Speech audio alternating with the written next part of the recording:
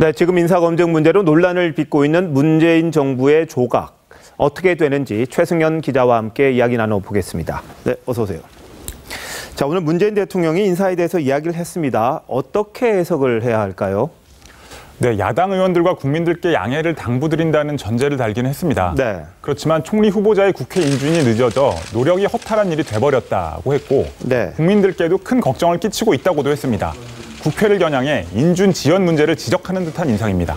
뭐 사과를 할지 모른다 이런 말도 있었는데 어떻게 보면 좀 강하게 국회에 대응한 것 같습니다. 네, 그렇습니다. 야당은 인사청문회를 통해 이 후보자에 대해 정책 도덕성 검증을 하고 있는데 문 대통령은 이에 대해 정치화라는 표현을 썼습니다. 정치적 논란의 소지가 있다는 말이 나옵니다. 네, 뭐 인사청문회법에 따라 하는 건데 이걸 좀 정치화했다 이렇게 말했다는 말이군요. 네, 자, 야당 반응 어떻습니까, 그럼? 네, 자유한국당은 문 대통령의 발언에 대해 상식적으로 납득이 안 간다는 반응들이 나왔습니다. 예. 야당의 인사검증은 정당한 절차인데 이를 정치화라고 하면서 야당을 겨냥하는 것은 맞지 않다는 얘기입니다. 그래서 총리 임명 동의에도 반대 기류로 갔습니다. 예. 하지만 캐스팅 보트였던 국민의당은 자율투표로 갔는데 호남 출신 총리라는 점을 감안한 게 아닌가 싶습니다. 네.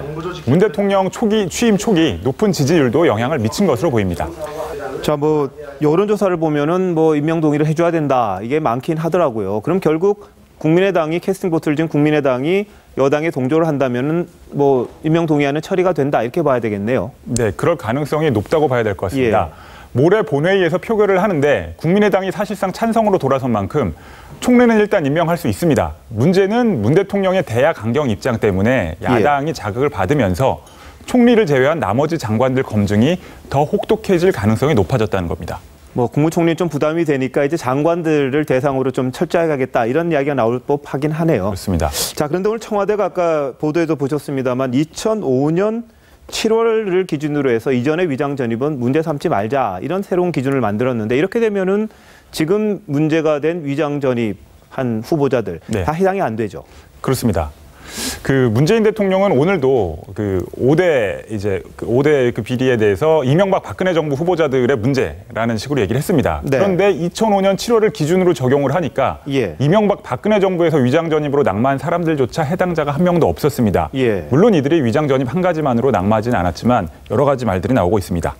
자, 아까 저희들이 단독 보도해드렸습니다만 이 강경화 외교부 장관 후보자 오늘은 딸의 그 무슨 회사 이야기가 나왔습니다. 근데 이게 유령 회사인 건가요? 어떻습니까? 지금까지 저희가 확인한 바로는 페이퍼 컴퍼니인가 아닌가 뭐 이런 얘기들이 나오고 있는데 좀 더 확인해봐야 되는 내용입니다.